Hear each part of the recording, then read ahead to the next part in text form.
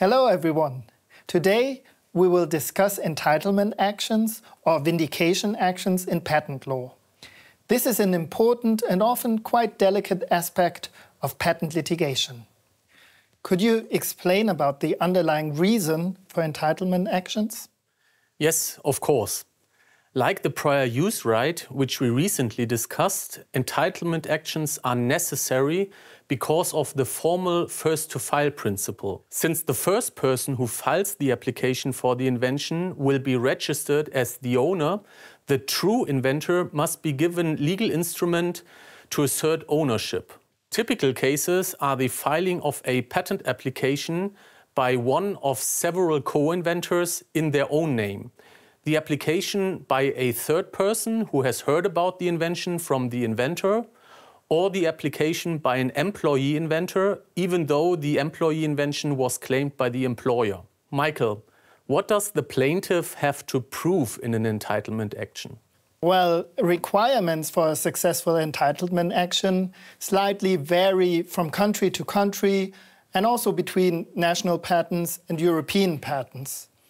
Under German law, the burden of proof lies with the plaintiff, and courts apply a strict legal standard. Basically, the plaintiff has to demonstrate 2 points.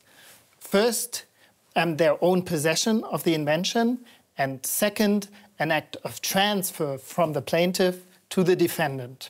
Regarding the first point, the invention must be complete so that it works, and proclaimed, for example, written down, so that a third person could actually realize it. The second point is often more difficult to prove, but if the plaintiff can show that the technical teaching of the invention was somehow transferred, the defendant can only rebut by showing that they arrived at the invention on their own, independently of such transfer, and that is called a parallel invention. So much for requirements, but what are the legal consequences if the plaintiff can show that both of these conditions are fulfilled and the defendant fails to substantiate a parallel invention? The answer to this question depends on whether a patent has already been granted or not. Before the grant of the patent, the defendant must assign the right to the patent to the plaintiff. After the grant of the patent, the defendant must transfer the granted patent. In case of European bundle patents, this may encompass all national parts of the bundle patent and is not limited to the German part of the European bundle patent. In both cases, the defendant must consent to the ownership of the application or granted patent being transferred to the plaintiff and the registration of the plaintiff as the inventor instead of the defendant.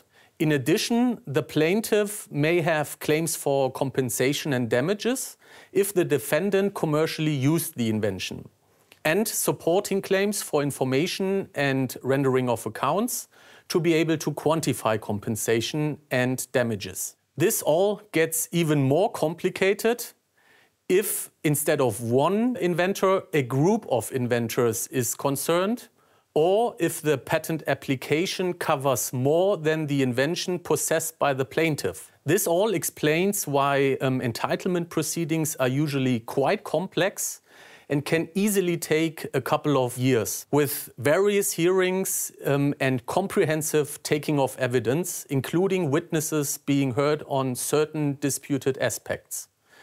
Michael, could you name some procedural instruments to protect the plaintiff until the entitlement action is finished? Sure, yes. Regarding German patents or patent applications, the plaintiff may file a request for a preliminary injunction prohibiting negative dispositions by the defendant. And here, the burden of proof for showing ownership is lowered. With regard to European patents or patent applications, the plaintiff may request a stay of the grant procedure or of pending opposition proceedings.